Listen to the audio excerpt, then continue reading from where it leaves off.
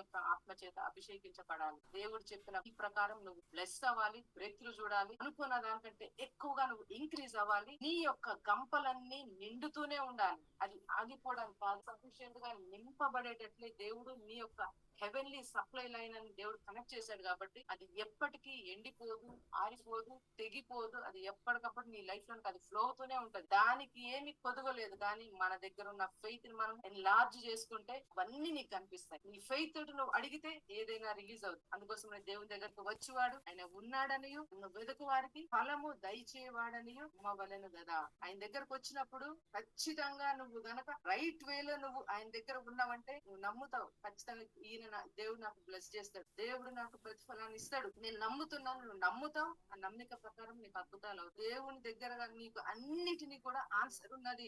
వాక్యం చదివితే అన్ని ఆన్సర్స్ నీకే దొరుకుతాయి. కరెక్ట్ డాక్టర్ నువ్వు పట్టుకుంటే నీ ఆరోగ్యం మంచి